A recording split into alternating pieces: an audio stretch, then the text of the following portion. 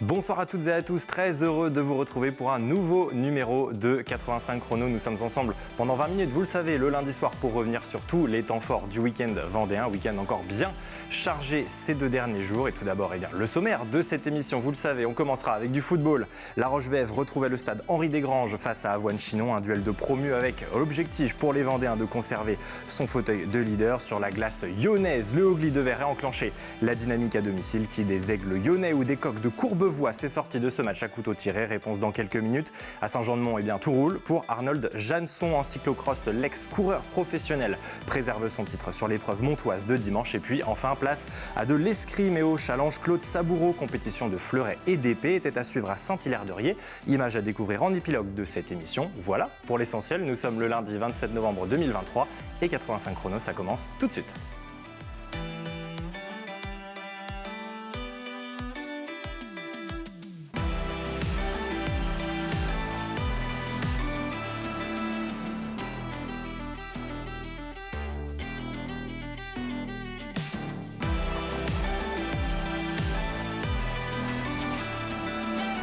Et après un succès convaincant en Eurocup, c'était mercredi dernier au Zoudéry. La Roche Vendée Basket retrouvait la Ligue féminine samedi soir pour la 8e journée. Un déplacement sur le parquet de Tarbes pour des Lyonnaises en panne sèche de victoire depuis 4 rencontres.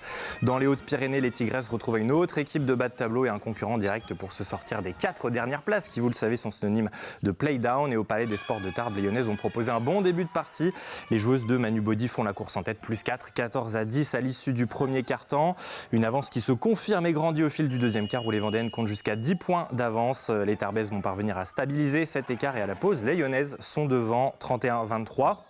Tout semble très bien parti pour les Lyonnaises pour enfin s'imposer, mais tout s'est écroulé au retour des vestiaires. Un troisième quart-temps fatal pour la Roche. Les Lyonnaises encaissent la bagatelle de 19 points, le tout en 5 minutes avec une attaque qui n'a pas compensé cet écart dans le même temps. Résultat, le RVBC désormais à -9, 49-40 avant les 10 dernières minutes. Sans abdiquer, les Lyonnaises ne parviendront pas à recoller aux Tarbaises. Nouvelle défaite donc 66-58. Et au classement, je vous propose de le regarder tout de suite. Les Tigresses glissent dangereusement vers le bas du classement. Une 5e défaite de suite en Ligue féminine qui laisse la Roche en avant-dernière position. Après 8 journées, le RVBC ne compte que 10 unités avec seulement 2 victoires. Réaction plus qu'attendue donc ce week-end avec la réception d'Angers 9e. Une rencontre qui vaudra cher sur le plan comptable et qui sera à suivre en intégralité dimanche sur TV Vendée. En National 1 masculine, à présent, on jouait ce week-end la 13e et dernière journée de la phase aller. Vendredi soir à Michel Vrignot, le Vendée Chaland Basket s'est défait de Vitré, 67-61. Un succès qui permet aux Chalandais de grimper de 2 places en 6e position. Et puis samedi à l'extérieur, les Sablés ont subi une très sèche correction, défaite 87-36 sur le parquet de Berck qui était pourtant jusqu'alors lanterne rouge. Cette place de dernier revient, vous le voyez, désormais aux Sablés après une 4e défaite de rang. Autre équipe lyonnaise, mais un autre sport, cette fois en football. Samedi soir, la Roche-VF recevait Avoine-Chinon pour le compte de la 10e journée de National 2. C'était au stade Henri Desgranges. Des Lyonnais toujours leaders, mais sans victoire depuis début octobre face à un promu qui restait lui sur 4 victoires en 5 matchs. La Roche en rouge, Avoine en jaune et bleu. La première véritable occasion est pour les locaux. Ce centre d'Esmel trouve Sonny Butreau, mais sa reprise est trop timide. 30e minute, les Avoinais récupèrent le ballon au duel. Maxime Tonnel démarqué, trompe à Amada, 1-0 pour Avoine-Chinon dans la foulée. Les visiteurs sont au coup franc, la défense vendéenne peine à se dégager. Rissonga Lembamba est bien servi avec l'aide du poteau, permet aux siens de faire le break après 34 minutes.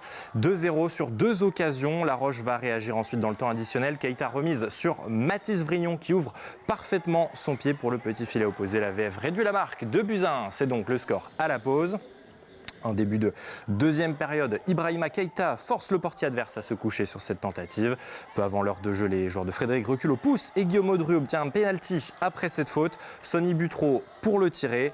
Mais Nicolas Pistole s'impose. La Roche obtient corner à la suite de ce pénalty. Ballon réceptionné de la tête par Thomas Allemand qui ramène les 2 formations à égalité de partout. La fin de match est un peu plus débridée. Avoine-Chinon va se procurer une belle occasion bien sortie par Hamada. Idem côté lyonnais, quelques opportunités dans la surface des promus mais sans parvenir à inscrire le 3e but. Après 90 minutes, les 2 formations partagent donc les points, 2 buts partout. Je vous propose d'entendre la réaction des 2 coachs. Frédéric Reculot pour La Roche, suivi d'Armand Rimbaud pour Avoine-Chinon. Tous les 2 étaient au micro de Daniel Lelaine. On n'a pas su les contrarier, même si on a une grosse occasion par Sony, la pointe pénalty qui frappe. Et là, si on ouvre le score, je pense que peut-être qu'il s'ouvre un peu plus et ça change l'issue du match. Sauf qu'on ne score pas. Et derrière eux, ils marquent sur 2 coups avec un peu de suffisance de notre part. Ce qu'on n'avait pas trop vu sur les précédents matchs, mais je pense qu'on a un peu de suffisance défensive. Donc on est mené 2-0, je ne sais pas si c'est logique, mais on est mené 2-0. Et puis après, il fallait absolument qu'on soit en capacité. Donc on vient avec ce 2-1 avant la mi-temps, donc ce qui nous donne la possibilité de repartir sur 45 minutes où on pouvait espérer quelque chose. Ça a été le cas. Après, voilà, il nous a manqué ce petit truc supplémentaire, ce petit plus supplémentaire pour aller chercher la victoire. Bon. Après, les garçons ont tout donné, on fait ce qu'ils pouvaient. Ce qui m'énerve aussi ce soir, c'est qu'on loupe le énième penalty cette saison. Si on tient sur les 2 saisons, ça fait beaucoup de penalty loupés. Donc il va falloir faire attention parce qu'on n'avance plus. On n'avance plus au niveau des points. Donc ça reste une contre-performance, quoi. Sur notre première occasion, on marque. Donc voilà, sur notre deuxième situation, on marque. Donc on se retrouve à mener 2-0 alors que la possession elle était clairement... Après, il marque ce but juste avant la mi-temps qui là nous fait mal. Je pense que c'est là qu'on les a remis dans la partie. Et ils sont partis fort en début de deuxième mi-temps. On avait du mal à sortir. Ils égalisent logiquement. Moi, je trouve que La Roche, c'est une des meilleures équipes qu'on ait joué en termes de mouvement, de qualité de jeu et tout. C'était vraiment bien. Je vous dis, moi, j'ai félicité mes garçons. Et je trouve que ça a été plutôt un match vivant, agréable pour les gens qui ont pu le regarder. Donc voilà. Et au bilan comptable, à l'issue de cette 10e journée de National 2, La Roche VF n'est donc plus leader. Les Lyonnais sont dauphins et laissent la première place de cette poule B à Libourne. À noter que les Herbiers, qui étaient en déplacement samedi soir sur la pelouse du Paris 13 Atlético, rapportent le point du nul, 0-0. Les Herbiers n'ont plus perdu depuis début septembre et remontent sur le podium à 2 points de La Roche-sur-Yon avec un match en moins. Un point sur le classement de National 3, puisque l'on jouait samedi soir la 9e journée. Dans le derby vendéen, le Vendée Poiré Foot est allé gagner à Chaland, 3-1. Les Genoux sont 4e, Chaland 9e, le Vendée Fontenay Foot reste 8e après s'être incliné à domicile 2-0 contre le co-leader Vertou. Embellie confirmée du côté de la Châtaigneraie avec un 2e succès de la saison rapporté de Sablé, 2-0. Enfin, match reporté entre les Sables FCOC et la réserve des Chamois Niortais en raison de la pelouse du terrain Albert Robin, jugée trop dégradée après les fortes pluies. Un dernier mot de football avec le championnat de Détroit féminine. Hier dimanche après-midi, La Roche-ESO se déplaçait sur le terrain du Cercle Paul Bréquigny-Rennes, 1-1 entre les 2 formations. Roubaix et Saint-Malo ayant gagné, les Vendéennes perdent une place et sont désormais 3e après 8 journées, mais avec un match en retard. Handball, un détour par les résultats obtenus ce week-end. En National 1 féminine, tout va pour le mieux du côté de La Roche-Vendée Handball. Les joueuses d'Ophélie Charbonneau sont allées chercher une 5e victoire de rang sur le parquet de Mérignac. Victoire 36-29 après 11 journées disputées. Les Lyonnais se maintiennent en 3e position avec 27 unités. En revanche, si l'équipe première du RVHB brille par ses résultats, le constat est bien différent du côté de la réserve en National 2 féminine. L'équipe 2 de La Roche s'est de nouveau inclinée, cette fois face au Limoges Hand 87 sur le score de 32-22. Battu dans cette confrontation de mal classés, le RVHB occupe désormais la dernière place du général avec une seule victoire en 11 rencontres. Direction à présent la glace et plus particulièrement la patinoire du complexe Arago de La Roche-sur-Yon. 10e journée de D2 en hockey sur glace. Les Aigles lyonnais recevaient les Coqs de Courbevoie. Et ce sont les Lyonnais qui vont débloquer leur compteur dès la 12e minute par Samy Fort qui permet aux Vendéens de mener 1-0. 7 minutes plus tard, sur un tir lointain, ce sont les Courbevoisiens qui égalisent 1-1. Dans la foulée, les Lyonnais vont obtenir un tir de pénalité. Samy Fort s'en charge pour le doubler. 2-1 après 20 minutes pour les Vendéens. À l'entame, les Franciliens vont revenir à hauteur. Brett Piper égalise 2 buts partout. Les Aigles lyonnais et les Coqs de Courbevoie jouent au jeu du chat et de la souris. Et dans la position du chat, le Hogli repasse devant après une erreur du gardien adverse sur ce tir lointain par Axel Kli. 3-2. Puis 3 minutes plus tard, c'est cette fois au tour du gardien lyonnais de se manquer. Les Haussennais reviennent une nouvelle fois. 3-3. Courbevoie repart aussitôt à l'attaque et va mener au score pour la première fois 4-3. Il reste alors 20 minutes au Hogli pour renverser la vapeur. En solitaire, Valentin Jacques va ramener les siens à hauteur. 4 buts partout. Avant les derniers instants et la 59e minute, les Aigles fondent sur la cage adverse. Bohus Farkazowski va venir porter le coup de grâce et permettre au Hogli d'arracher la victoire. Succès 5-4 au bout du suspense devant le millier de spectateurs réunis samedi soir. Une victoire de caractère pour les joueurs de Juraj Oselka. Le coach des Lyonnais accompagné de son homologue pour Courbevoie, Manuel Cuesta. Propos recueillis par Thibaut Grasset. Des 2 bonnes équipes qui s'affrontaient. Après, on a perdu un petit peu d'énergie parce qu'on a fait beaucoup d'infériorité numérique. Donc ça nous a coûté énergie, mais la belle réaction en 3e tiers-temps. Et voilà, 3 points sont à la maison. L'ambition, c'est déjà progresser bien dans le jeu, dans tout. Aussi, si on peut gagner des points, c'est les points qui comptent à la fin de la saison. Donc, on a perdu 2 fois de suite, donc on a réagi, on a gagné, on s'est dit on joue pour 3 points et on a gagné 3 points aujourd'hui. Nous, on est dans une petite passe un peu difficile. C'est une nouvelle équipe cette année. La moitié des joueurs sont arrivés en début de saison. C'est une équipe très jeune. J'ai 8 joueurs d'âge U20 dans cette équipe. Il faut que, comme dirait l'autre, la mayonnaise prenne un petit peu. Voilà, après, de chaque côté, le gardien a offert un but à l'adversaire. Donc voilà, ça c'était égal. Après, le penalty, je trouve un peu sévère. Et puis après, voilà, le deuxième point pouvait aller soit à nous, soit à l'équipe de La Roche. Mais bon, c'est comme ça et on va continuer à travailler. Et puis voilà, quoi, l'année est encore un peu longue. Et puis il nous reste pas mal de matchs à jouer, pas mal d'entraînement, pas mal de travail. Et je tenais à féliciter l'équipe de La Roche. Au classement, fin de mauvaise série à domicile. Le Hogli réenclenche donc une dynamique positive et refait tourner son compteur avec une 2e victoire de rang en championnat. Après 8 matchs disputés dans cette D2, les Aigles se maintiennent en 4e position avec 15 points et reviennent à 2 unités du leader Amnéville. Henri Coquet a l'occasion aussi de jeter un coup d'œil au classement du championnat de N1 Elite. En déplacement samedi dans les Côtes d'Armor face à Dinan-Quévert, l'équipe de la Vendéenne rapporte un match nul de partout après avoir concédé l'égalisation dans les dernières secondes. Toujours invaincu après 7 rencontres disputées, les Lyonnais perdent d'une place mais restent sur le podium en 3e position. En tennis, un point aussi sur le classement de la Pro A féminine. Les Lyonnaises ne jouaient pas ce week-end mais attendaient cette 4e et dernière journée pour connaître leur classement final. Le tennis en tente lyonnaise est donc 2e. Boulogne-Billancourt disputera la finale face au vainqueur de l'autre poule, le TC Tremblaisien. Fin de saison pour le TU Grec qui sera donc de nouveau en Pro A dès la saison prochaine. Allez, place à une toute autre discipline à présent. Samedi et dimanche, le complexe de la Faye à Saint-Hilaire-de-Riez faisait place à de l'escrime. Le club Escrime Survie organisait la 28e édition du challenge Claude Saboureau. Une compétition du circuit interrégional qui refaisait son apparition. Après plusieurs années d'absence, environ 150 escrimeurs s'étaient réunis sur le week-end avec pour objectif de remporter des points pour le classement national. 2 des 3 armes que compte l'escrime sportive étaient mises à l'honneur. On y retrouvait d'abord le fleuret. Dans les combats de fleuret, la priorité est donnée à l'attaquant. On ne peut toucher son adversaire qu'au niveau du buste et seulement avec la pointe de la lame. Et puis sur ce challenge, des combats d'épée étaient aussi organisés. Cette fois, il est possible de toucher avec toutes les parties du corps de l'adversaire. Pas de priorité donnée à l'attaque. Le premier qui touche, c'est celui qui l'emporte. Quant au plateau de l'épreuve, ce dernier était assez fourni puisque se retrouvaient plusieurs escrimeurs du top 20 et top 30 français. C'était notamment le cas de Charlotte Moussion, vendéenne d'origine, aujourd'hui licenciée à Angers. Sur les épreuves globales, la victoire revient à l'escrime valtaise, club de Loire-Atlantique qui triomphe également sur le critérium jeune. Au micro de Daniel Lelanne, je vous propose d'écouter d'abord Guillaume Michon, fondateur du club Escrime Survie. Il est suivi de Charlotte Moussion, 3e à l'épée dame senior sur ce challenge Claude Saboureau. Aujourd'hui, nous nous trouvons à Saint-Hilaire-de-Riez, donc au pays de Saint-Gilles, pour l'organisation d'une compétition régionale et interrégionale. Il s'agit du challenge Claude Saboureau, donc une compétition qui intègre le classement national. C'est une compétition dont c'est la 28e édition et elle revient après 5 années d'absence. Donc on est content de pouvoir remettre cette compétition en Vendée. Pour une reprise, on est content parce que 150 tireurs sur 2 jours, c'était pas forcément évident. On avait une bonne réputation d'organisation, donc je pense que hier, ça s'est très bien passé. Aujourd'hui, je pense qu'on est bien parti pour que ça soit une réussite. Donc on est vraiment content que ça reparte comme ça. Donc, c'était important pour moi parce que c'est un challenge du coup, qui se passe dans mon département. Donc c'était important pour moi de venir, d'être présente sur ça pour la dynamique aussi du club de la région. Et voilà, parce qu'il y a quand même du beau monde, donc c'est important. Moi, le but, c'est de faire première. Il y a des points à aller chercher pour le classement national.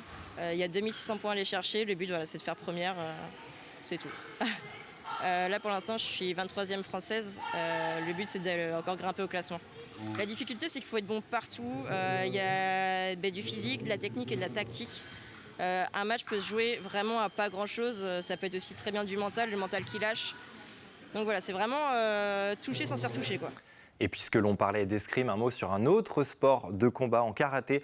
Cette fois, Maëlys Plancheneau a remporté samedi la Coupe de France Combat en catégorie minime chez les moins de 50 kg. Vous la voyez en photo ici, accompagnée de Christophe Brondy, directeur technique et sportif du Fontenay Karaté Shotokan. Un titre remporté à Villevon-sur-Yvette dans l'Essonne. La licenciée du club de Fontenay vient ainsi apporter un nouveau titre au club qui a déjà rapporté une très belle moisson de médailles depuis le début de la saison. Avant de vous emmener à Saint-Jean-de-Mont pour du cyclocross, un détour par un classement en volley en National 3 féminine. Le Montaigu Vendée Boufféré Volleyball jouait à domicile hier dimanche après-midi et face au leader angevine. Les joueuses d'Hugo Moussion s'inclinent en 3-7 secs avec 6 points et 2 victoires en cette journée. Le MVBVB reste en position de premier relégable. Un ultime passage par le point classement de cette émission avec un bon résultat de tennis de table qui est une très bonne nouvelle. L'US La Ferrière valide son maintien en National 2 messieurs. Pour cette 6e journée, les Ferriérois se sont imposés 8-1 face à la réserve de Foura, concurrent direct pour le maintien. Avec ce 2e succès de la saison, les joueurs de Mathieu Perdriau sont 5e de leur poule. En images, je vous invite désormais sur la côte vendéenne et plus particulièrement à Saint-Jean-de-Mont. Hier, dimanche après-midi, était organisé le Souvenir Désiré Courant, épreuve de cyclocross, une compétition organisée par le Saint-Jean-de-Mont Vendée Cyclisme et inscrite depuis plus de 50 ans dans le paysage sportif vendéen. Plusieurs courses étaient organisées, mais nous suivions tout particulièrement la course des élites hommes couplée à celle des moins de 23 ans. Départ donné à 15h15, vous l'avez vu, depuis l'avenue de la Mer. Ils étaient 39 sur la ligne de départ pour cette épreuve sèche qui n'est pas intégrée à un quelconque championnat ou classement à points. Au travers d'un circuit vallonné, les coureurs ont pu se frotter à des sentiers ensablés et épargnés par la boue qui caractérise habituellement les épreuves de cyclocross. Et comme en 2022, c'est un nom que l'on connaît bien sur les terrains de sport vendéens qui s'impose. Pour la 2e année consécutive, c'est Arnold Jansson du team Gevel Arctic Création qui remporte l'épreuve. L'ancien coureur cycliste professionnel de 37 ans conserve son titre après un parcours bouclé en 55 minutes et 52 secondes. Il devance notamment de 45 secondes Kevin Le Danois, ici à l'image pour la formation Arkea Semsic. Thibaut Pontron du Vélo Club Chalandais s'invite lui sur la 3e marche. Et puis à noter enfin que 2 concurrentes étaient aussi présentes sur l'épreuve, Ilona Fetou et Inès Brizard qui concouraient avec les engagés en U19. Elles se classent respectivement 7e et 10e. La parole au vainqueur maintenant avec Arnold Jansson, suivi de François Berthomé, le président organisateur de l'épreuve. C'était au micro de Thibaut Grasset. Je sais que c'était un circuit qui était étroit, assez technique quand même, mais avec des portions roulantes, donc il fallait se mettre à son rythme et d'être le plus régulier possible, parce qu'on pouvait faire des fautes. Donc dès le début, j'ai réussi à prendre un bon départ, donc je me suis appliqué en restant à mon rythme et en essayant d'être le plus régulier possible, et c'est ce qui a payé à la fin, en essayant de faire le moins de fautes, même si j'ai fait quand même une chute. Après, j'ai réussi à me reconcentrer pour bien finir. C'est vrai que depuis un mois et demi, il y a beaucoup de pluie, donc on a des cyclocross plutôt boueux, parce que c'est des secteurs où il y a plus de la terre. C'est vrai qu'à Saint-Jean-de-Mont, c'est du sable, donc on est un peu moins habitué, on revient sur un circuit plutôt roulant. Donc contre Kevin Le Danois, c'est assez compliqué parce que lui il roule beaucoup plus que moi, donc physiquement je sais qu'il est plus fort, mais bon voilà, il revient de vacances, donc j'en ai un peu profité pour prendre le dessus, je pense.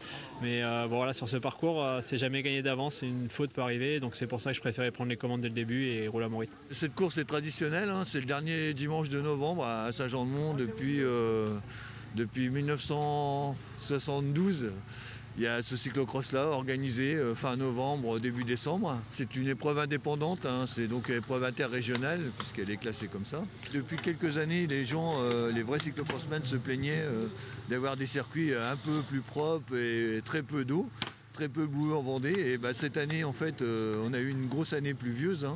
Et beaucoup de cyclocross dans la boue et ils ont été très contents de venir faire 2-3 cyclocross dans le sable comme Orwet aussi qu'on a fait il y a 15 jours et ici à Saint-Jean-de-Mont. Ça leur a plu parce qu'on n'a même pas besoin de mettre un Karcher à disposition, les vélos sont propres. Après le cyclocross, une information à vous communiquer en cyclisme. C'est Romain Sicard qui rejoint le team Total Energy en tant que nouveau directeur sportif. Un retour en terre vendéenne pour l'ancien professionnel de 35 ans qui avait évolué pendant 8 saisons sous les couleurs d'Europecar, Direct Energy puis Total Direct Energy. Romain Sicard prendra ses fonctions au sein du team Total Energy dès le 1er janvier 2024. Direction à présent l'autre côté de l'Atlantique et la Martinique où ça y est, la 16e édition de la Transat Jacques Vabre touche à sa fin en classe 40. Ils sont encore 7 à se rapprocher de Fort-de-France. Et du côté des IMOCA, pas de nouvelles arrivées ce week-end. Vendredi, vous le voyez en revanche sur ces images, c'est le duo belge Denis Van den Berg et Gilles Buekenhout qui en a terminé sur Dieteren Group. Seuls Tanguy Le Turquet et Félix de Navacelle sur Lazare sont encore en course côté IMOCA. Le prochain grand rendez-vous pour les IMOCA, ce sera dès ce jeudi 30 novembre pour le départ de la course retour à la base. En solitaire, cette fois, départ depuis Fort-de-France pour une arrivée en Bretagne à Lorient. Vous le savez, c'est une course qui va compter puisqu'il s'agit de l'une des 5 épreuves qualificatives pour le prochain Vendée Globe. Les premières arrivées de cette course du retour à la base sont-elles prévues pour le 9 décembre du côté du Morbihan. Et puis avant de se quitter, une dernière information en course à pied, c'est le très bon résultat de Mathieu Dudigamant sur le marathon de La Rochelle. Le licencié de l'Athletic Club La Roche-sur-Yon boucle l'épreuve en 9e position et un chrono de 2h21 minutes 17 secondes. Il devance notamment Théo Moussu, autre licencié du club lyonnais, de près de 2 minutes. Voilà pour le tour de l'actualité sportive vendéenne de ce lundi 27 novembre 2023. Et puisque le sport ne s'arrête jamais sur TV Vendée, on se retrouve dès jeudi pour 85 chronos avec Aurélien Huard. D'ici là, très bonne fin de soirée à tous et très belle semaine sur TV Vendée.